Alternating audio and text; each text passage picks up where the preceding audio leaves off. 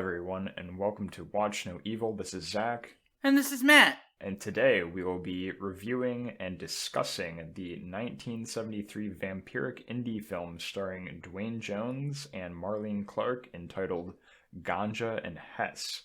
This film was written and directed by Bill Gunn, who also stars in the movie as George Maida. And Bill Gunn had mostly made his career as a playwright up until this point. He had one feature film entitled Stop, which was very profane in essence, more so than this one even. And as a gay black man, Bill Gunn portrays identity in his film prominently, but usually ambiguously, leading to an initially poor critical response. So we watched this last night, and we knew nothing about it other than that I had watched the trailer and I said, hey, this looks pretty good. And so we watched it not knowing anything else about it, and we were very surprised that it is definitely an indie film. It definitely has that flavor, and I don't think a ton of people can make it through this movie. Yeah. I'll be honest. Well, I think that one of the things that makes this movie so difficult to actually be able to get through is just the fact that it doesn't have like a linear narrative, right? And it reminds me a lot of like Eisenstein and the practices of like montage and putting things together. And the film sets up this idea of like history and epochs, but it does it with score rather than with providing something that is consistently linear, which makes it hard. Well, and to understand, largely the human mind is very good at understanding linear thought. Cause and effect, that is our most basic form of logic as human beings. And this, although it has, some of that, and I think it is largely linear, it is interspersed with seemingly unrelated content and images, and there's just a lot of juxtaposition and overwhelming of the senses in some spots, but then there's a void in others where there will be like a scene where seemingly nothing of importance is really going on. And I think that this is just Bill Gunn's style as a writer and a director, because from what I had read about him, with any film that he wrote but did not direct, he was very upset with how it turned out, just because he felt like his creativity was being stifled. So he got very frustrated by that, and so he said, finally, I'm going to direct my own movie, I'm going to produce my own movie, and this is that. And the studio that bought this film from him was Kelly Jordan Enterprises, and basically they hired him and they said, hey, we want to compete with American International Pictures' Blackula, which is obviously a blaxploitation film about a black Dracula that we considered watching for this, but decided to go a different way. Yeah, there's something that is distinctly different about this movie compared to Blackula, because at least with Blackula, like, it was a lot more consumable. And that's not necessarily a pun, because obviously it's a vampire movie, but what you're looking at is something that has a little bit more comedy, and it's geared a little bit towards both audiences. I think that Eddie Murphy's movie, My Name is Dolomite, which I don't know if you've seen that movie, but it talks about that a lot when he's trying to like sell it to producers, but the goal is to provide something that will appeal both to black audiences and white audiences, and what it ends up doing is playing on those stereotypes. Mm-hmm. And I'm not sure that this movie, it really mattered. And I think that the sort of ephemeral nature of the film and the sort of hallucinatory elements that come with all of this indicate that it was, not made for that audience. It was supposed to subvert the expectation of the traditional movie. And in that, it has no linear plot. It reminds me a lot of Interview with a Vampire, and I think the reason Interview with a Vampire is so successful is because of the rapper narrative, because otherwise you just get these sort of consecutive shots that are different from each other but are supposed to be meaningful, and this movie is defined by like 3 separate distinct histories, but just watching the movie, you wouldn't really get that unless you knew about it. And like I said earlier, the score does something to tell you about those things, but I mean, that's by itself difficult to translate. The three levels being kind of like the traditional like African, was it called, the Bengali song, that chant that's really repetitive and that seems to play whenever Hess is like having that desire or that need to feed on the blood. Yeah, and so with those epochs, you get different styles of music. So you have the really clear like African choral background, and you have this really often present Christian hymn that's like continuously going on, and the cool synth stuff that represents the modern era, and the jazz. Yeah, the jazz and the classical music that he listens to all the time that is supposed to be like indicative of the fact that he is this highbrow sort of person as like a sign of culture. Rather, and so that's the thing that I love about movies like this, especially movies from the 70s, is that it weaves together all of these crazy score narratives, and this is like one of the only movies and one of the only time periods where they were using independent composers and musicians that were allowed to do that kind of thing. They were allowed to make these like wild scores that were, you know, stylistically distinct just constantly. And I personally think that that's really cool. However, that being said, that becomes the thing by which we are supposed to be able to figure out what time period is sort of represented, and so the narrative thread is condensed into a soundtrack. That makes it incredibly difficult to understand. And it's just interesting, like with the Christian themes in this juxtaposed with that paganism that is practiced by this African tribe. It's like that. It's almost like the vampirism has nothing to do with the Christianity aspects of it, except for that whole shadow of the cross thing in the end that ends up defeating Hess. Mm-hmm. Or not defeating him, but he kills himself with it. Yeah, or he killed by it. Which is so weird because like every other aspect of this I don't know what they call it, like a curse or just like a tradition of this tribe that has this bloodlust, this characteristic.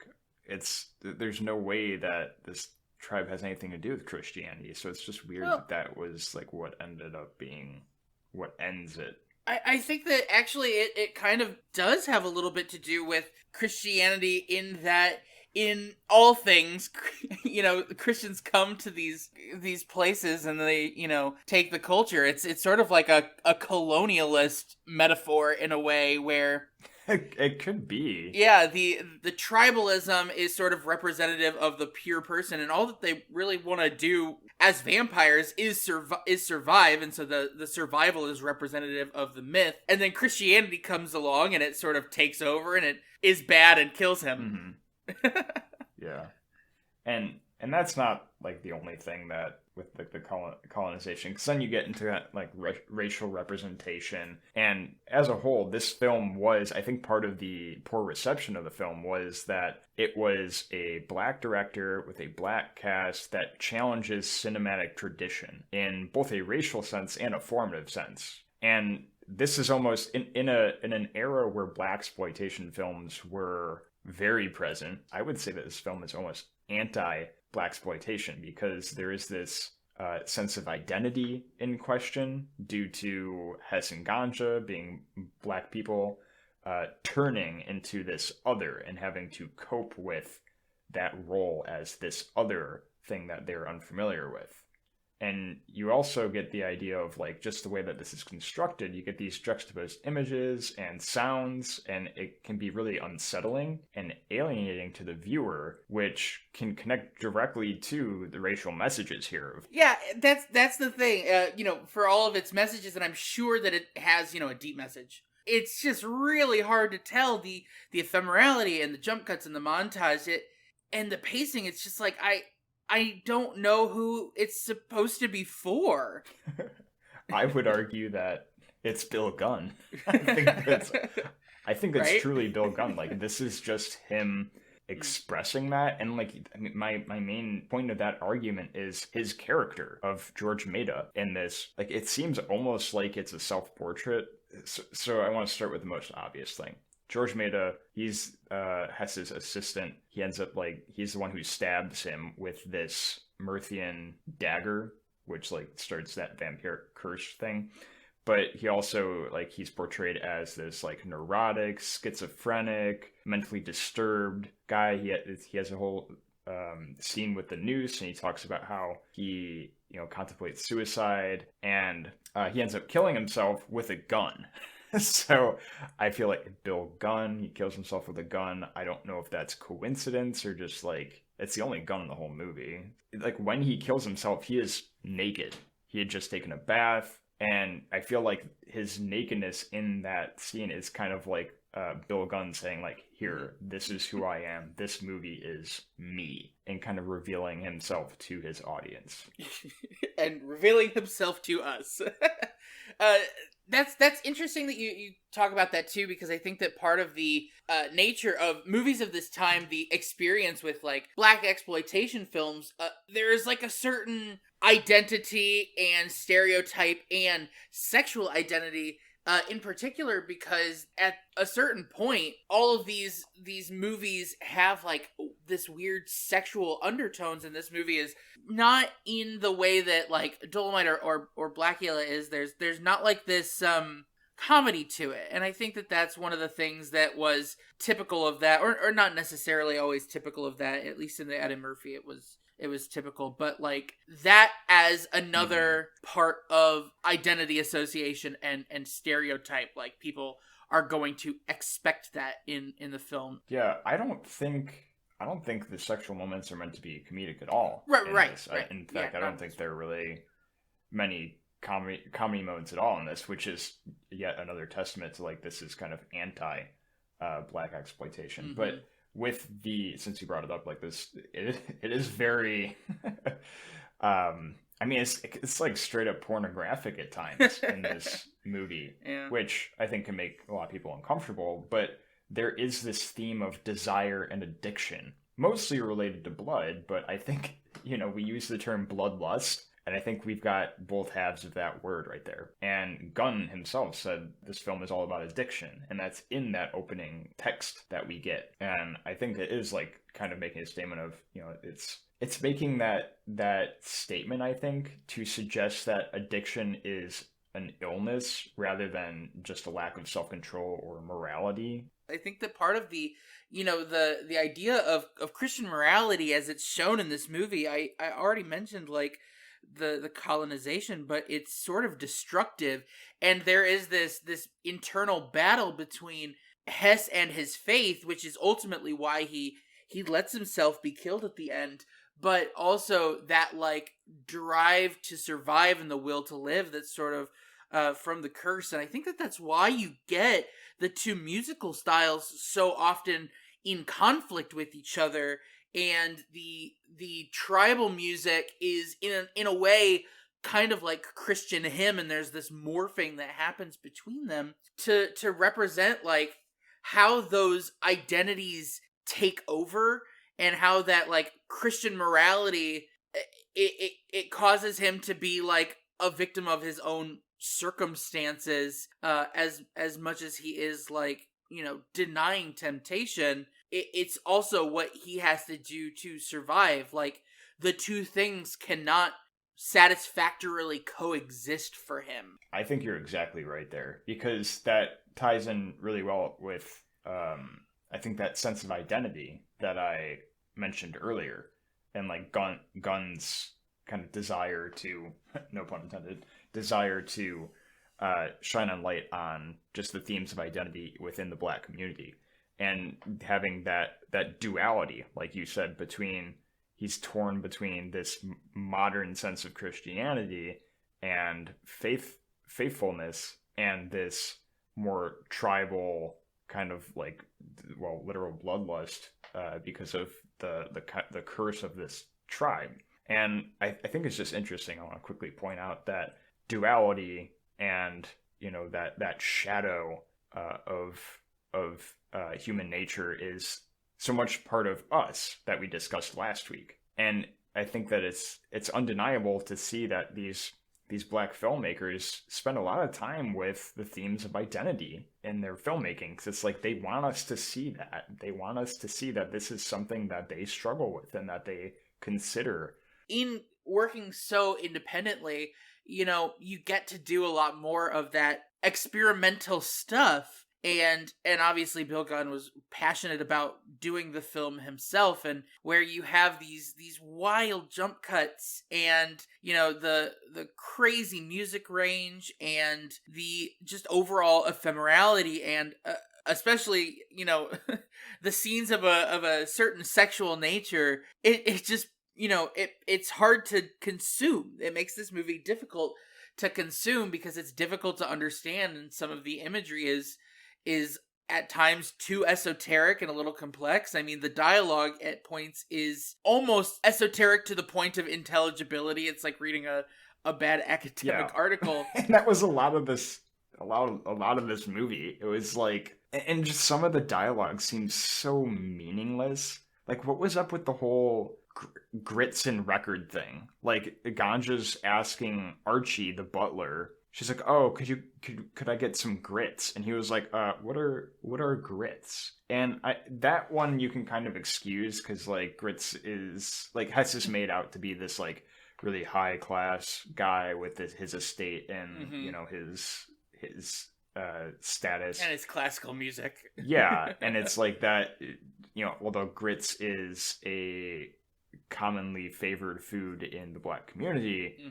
Hess is very much portrayed as like not being part of that community. He is I mean, his house is like literally up on a hill. It seems like he is placed above his own community, which is, again, going back to identity. He doesn't really belong to his own community of black people. But anyways, the whole grits thing is like, oh, like you can kind of dismiss that as like Archie's never served grits to Hess before, because that's not something that he would request. But then also the records, it's like he's listening to classical music the whole time, like whenever he's alone in his office or something. So it's like it's 1972. What was he listening to this classical music on? Like, he should know what a record is. It was just weird. Yeah. Well, at least for the classical music thing, I was sort of trying to consider like what the point of it is, and the use of that like Baroque classical music that's always really recognizable, I think, is a way for them to try and explain to us that Hess is immortal, like without actually telling us that he's immortal. Like, it's supposed to represent the fact that he is from a different time period, but like he's not. That's the thing that makes it sort of like weird and out of place. Yeah. Well, yeah, I originally thought that. I was like, oh, this is showing like the oldness of Hess, because like vampires are immortal, and I'm like, oh, he's been around a while, but he wasn't a vampire 6 months ago or whatever until the beginning of the film. So it's not like he wouldn't know what a record is or wouldn't know what grits are. Right. Well, and part of it too, I think, is just to set up this idea that Ganja can come into his space and really disrupt his lifestyle and like the status quo, because it tries to portray her as this like strong female character, but it does so in a way that makes her seem just increasingly antagonistic throughout the film. Like, we see her so often be sort of dismissive or condescending, especially to like the butler, and even to Hess at the beginning of the film. And I think that her development really comes through the dialogue, and she gets probably the most. Yeah, they really work hard to make her this like crass, strong, independent character in the beginning, and like, oh, she wants money, and I think the idea of that is like, she's not a gold digger, she just wants like the freedom that comes with the money, and yeah, they just do a really weird job of characterizing her at first. And that being said, she does go through the most character development of everyone. I feel like we don't get that from Hess. Right, we get a lot of character development from her, and I mean, especially at the end, we sort of see her assume this new role.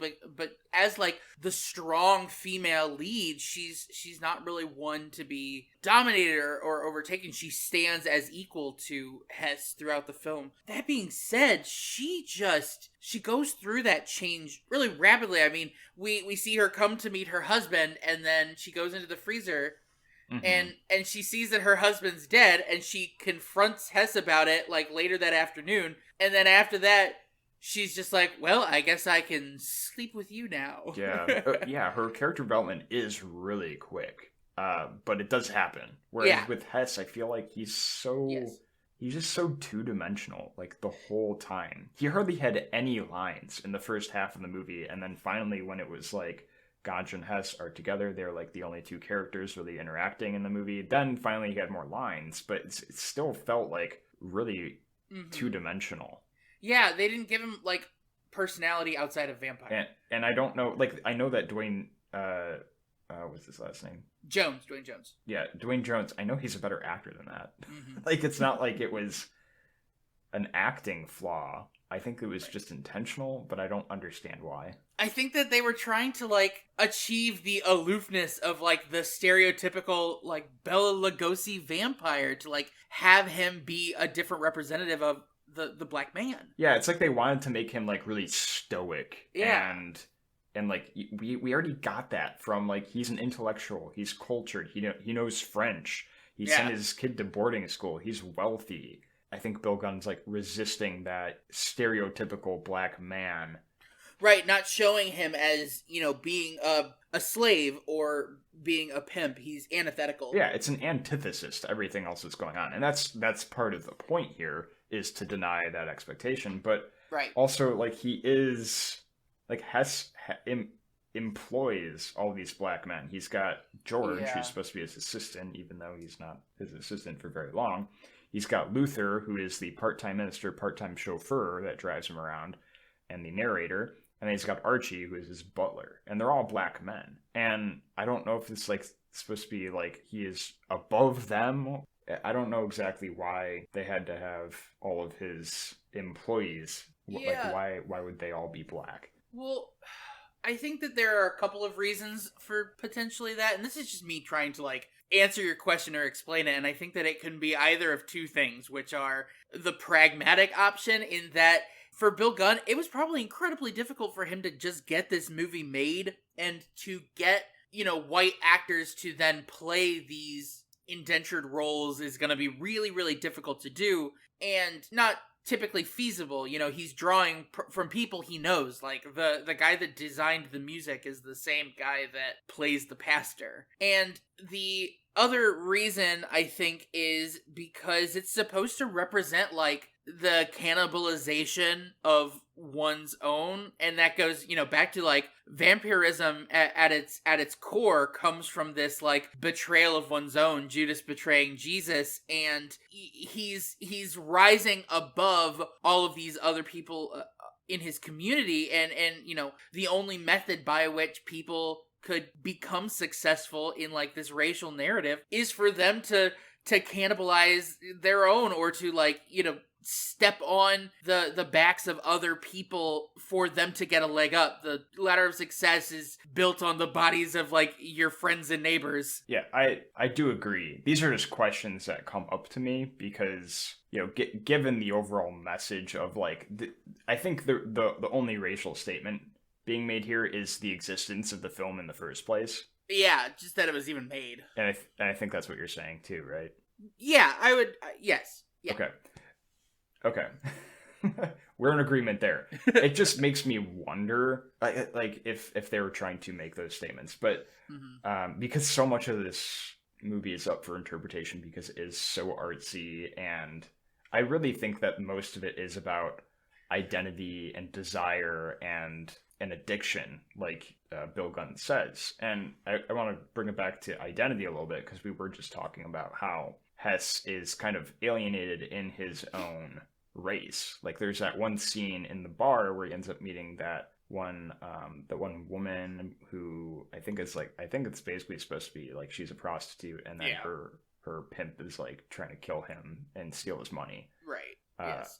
Is what that scene was supposed to be. But in that bar, he like goes in the bathroom and there's a bunch of other black men in there and they're, having their beers and talking. And as soon as he walks in, they all stop talking and they give him like a weird look. And it's like to show that he doesn't like really have this sense of belonging even within his own community. And maybe we can't even call them his community because he's this academic anthropologist, geologist, like, and even in that community, he says, and he's got this mansion, he says, I'm the only colored man on the block. So even in that community, you can tell he feels kind of alienated. And then you give him this idea that George first puts forward is the victim versus the criminal, right? And George's whole monologue when he's got the noose there and he's talking about his suicidal fantasies. Yes. He's talking about, you're not hanging yourself on my lawn. right? He's like, you understand? Like, I'm the only black man here. What are they gonna think? And so there's already that statement. But also, during this monologue, he's talking about how when he's having these suicidal fantasies, he feels like he is both the murderer and the victim. And he's straddling this line of identity, and he feels this kind of like complexity around it. And it's just it's really interesting. Like, it's that duality that you brought up initially. And I'm gonna quickly nerd out over it because it's so weird how like things in life line up like this sometimes, because I think I told you a while ago I was reading the Night trilogy by Elie Wiesel, and I just finished the second book today, which is Dawn, and it's about Elisha, who is an 18-year-old man who is part of like the Israeli resistance in Palestine during the British occupation.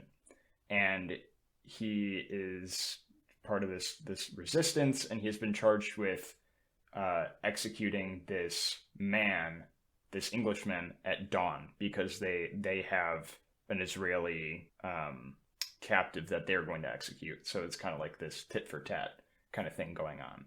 And so the whole book takes place over the course of one night. That's why it's called Dawn. It's because executions happen at dawn. And Elisha identifies himself both as a murderer and a victim due to his guilt over becoming that executioner. So I just felt like the parallelism here is very clear. And it's just weird that we ended up watching this last night and finished this book today. And there's so much connection there. And in that as a criminal or a murderer, like both Elisha here and Hess and Ganja to some extent, like they are murdering people and drinking their blood, but all throughout they're described as a victim, because it's almost like they have it's this need, it's this desire that they can't fight. It's the addiction that they are victim to. And because they are victim to the addiction drives them to become the murderer, to become the criminal. Yeah, it's interesting to talk about that sort of dichotomy as well. And I think that the vampirism is sort of the perfect way that they can represent that dichotomy in that Hess Green was never meant to be, cursed with vampirism, but he is, and that is the circumstance, and he didn't choose to be cursed with vampirism. In fact, he was stabbed by, his assistant at the time, and so there is this, like, nature of survivability. He now has to subsist on blood to be able to stay alive, which is a victimhood in itself. He's relegated to this lifestyle that is discomforting to him, not only as a Christian man, but, also as someone that works closely in the humanities. And at the same time, he is the murderer, because how else is he going to get the blood? And so you have this, like, really straightforward metaphor for someone who is both just trying to survive, but the way for them to survive is to be, aggressive and murderous. Yeah, it's like, and that's like this movie is broken up into parts. It's got the text that goes over as let's see, part one is the victim. Yeah. And I think that I'll talk about that in a second, because that's actually a really interesting title. But then part two is survival. That's after Hess is cursed with that fang. And like you said, he's just trying to survive at that point. Like, he steals that blood from the doctor's office and I guess that doesn't last him that long, or he just can't keep doing that for whatever reason. Oh, Like, we don't really get a reason. It's because it has to be fresh. It explains it has to be fresh blood. Oh, is that why there's like that scene where he's like vomiting into the toilet? Yeah, so it explains in the text that like he can't live off of the Okay. frozen. And that's what's strange about the vampirism in this. It's like he never. I don't think they have fangs because they never drink straight from their victims. That like he has to cut one of them open to then like drain their blood and then drink it. So it's this. I like how they did that because then it seems more of a curse rather than like the vampire that we know. It's like very true to the, they just desire that blood to live rather than like becoming the classic, Transylvanian creature that we know. And then the last part is called Letting Go. Part 3 of the movie is called Letting Go, and that's dealing with Hess's kind of identity crisis, I guess, and turning ganja and then killing himself with the Shadow of the Cross. And going back to part 1, the victim, and I think that the implication is that George is the victim, because he kills himself, and Hess drinks his blood, but also Hess is George's victim because George attacks him. So they're kind of victims of each other, which is an interesting dynamic. Yeah, there's something interesting about like the dichotomy of like the life and death here. Like George dies and then Hess is immortal and then Hess becomes immortal. Right. Well, he made him immortal by trying to kill him, which is kind of ironic. Yeah. And it almost like would have been this kind of Romeo and Juliet situation, which I actually want to continue talking about. But yeah, like, he was almost, I think like what actually finally drove him to kill himself was the guilt over killing Hess in kind of this deranged fury. Christian morality. There's never really any reason given as to why he attacks him besides he's like they just make him out to be disturbed. But going back to like the whole Romeo and Juliet thing, I think that that's kind of what Hess wants at the end of the movie when he's about to step into the shadow of the cross and thus end his life, and he asks Ganja to come with him, and she's like, no, like I'm not ready. And I think that he wanted that like romanticism that we associate with the classic of Romeo and Juliet, and that ideal of like, the old couple that loved each other so much that when one of them died, the other died a week later, and that kind of thing. And it denies like the romantic expectation there. Yeah, and in a way, it makes sense as part of Ganja's character evolution because we saw at the beginning that she came to the house and she says money and she wanted freedom from, which is the thing that money can provide, and her becoming, this vampire and gaining this power, that's her, like, coming into her own, and it makes sense why she would want to continue, and I think that the last scene sort of depicts that, and it's because she isn't a victim. She doesn't fit into that, like, victim-murderer dynamic because she chose to become a vampire, to allow herself to become, powerful. Yeah, and I would totally agree. She's not a victim like Hess was. And she's portrayed to be this stronger character. And she has that whole monologue about how her mother kind of despised her and how her mother used to say, I came down with ganja, as if she was a disease or an accident, because she explains that she's eight years younger than her older sibling or whatever. Right. And so her mother kind of resented her for it. And so she kind of grew up feeling this way, and she decided at some point that she was going to, well, I forget what the quote was, but she's like, if she feels like she has ganja, I'm going to make sure that, she dies of it or something like that. And I feel like this is why she grows to feel at home in her role as the vampire. Yeah. Because she is stronger and like doesn't view herself as a victim and doesn't have that like kind of duality to her identity. Like Ganja very much knows who she is, and she then kind of accepts this change in her person in stride. So I think that's what that smile is all about in the end, is that like she's just kind of like she's good at adapting and rolling with it.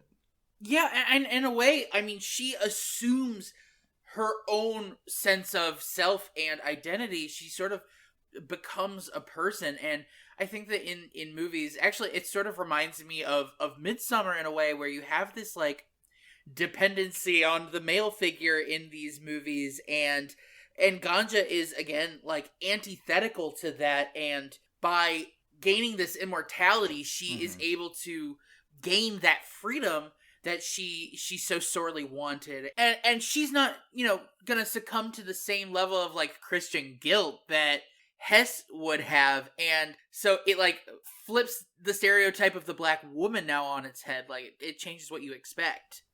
Yeah, and I think that they kind of like Bill Gunn kind of reveled in that, and the cast kind of reveled in that. Yeah. Like I the only reason I am able to like make so much sense out of it is because I read a lot. And otherwise, like, after we watched it last night and it ended, I was straight up like, what the fuck? Like, what did I just watch? How do I make sense of this? I was like that during the movie. And I did not enjoy it. for as much sense as it might sound like I'm making right now, I didn't enjoy watching this movie. I didn't enjoy the experience. And I don't think it's meant to be enjoyed. Like you said earlier, who is this for? And we've already answered that question, and it's interesting. Just like we've never watched a movie like this. I've never watched a movie like this ever, and we've never watched a movie like this for the podcast. No, we've never. And you know, I like that. I like that. You like it now? No, it's not necessarily that, but like there's something about this movie, just like thinking about it last night and ruminating on the weirdness. Like I want to understand it, and that makes me want to watch it again. Yeah, I do too. And I can't explain what it is other than it's a difficult movie to sit through. Like, and for some reason that makes me want to see it again to better understand the complexity. I think that's it. I think that's what it is. Yeah. And that's part of, and that, I mean, I just because I don't like, I didn't hate it. Right. And like I said, I was watching and I wanted to like it. Right. I wanted to like it, but it's hard. Yeah. It's a hard, it's like you have this sense of alienation the whole time, and that's the point. And that being said, I didn't like it, but I think it's highly successful. Yeah. I think that it is very effective with what it is setting out to do, and very meaningful, and leaves you with a lot of questions, but by design. Yeah, there's something about it that is so specific in the way that it undermines convention that it's like antithetical. Right. Antithetical to blaxploitation films at the time. Antithetical to every other movie ever. Antithetical to your expectations. Even the music, down to the music. Yeah. And the shot design. The music is really good. That Bengali song that's playing throughout. It's so catchy. It's really memorable, and like I said, it is the thing that drives the narrative of this movie so successfully. Like, we talk about linearity in film, and this film has no linearity just because of the way that the cuts are put together. But like, if you just listen to the soundtrack, you can understand everything, and the individual elements of the soundtrack are just so cool. The Bengali music, and then juxtaposing that with the Christian music. And you know that I'm a sucker for a good, wacky, like, synth score. And even the synth moments were, like, really important and pertinent to the narrative, as well as being, like, cool and industrial. And there's just something unique about this. And honestly, I think it's the best part of the movie. It's an incredible soundtrack, and I think that you will appreciate this. There's like the one like kind of African American spiritual style song that it acts as kind of a narrative of the Murthian tribe story, and this is like somewhat early on in the movie, but that song is actually sampled by this rap artist called Clipping. Oh, that's cool. I didn't know that. And they like have this rap song that really samples it. It's like a really long song, but it samples it. I think that you would be interested in listening to it. I didn't think it was very good as far as my standards for rap music, though, but you might feel differently because I'm a noob. Thank you, everyone, for listening to this week's episode of Watch No Evil. This is Matt. And this is Zach. And remember, if you can't get fresh blood, frozen will work just fine.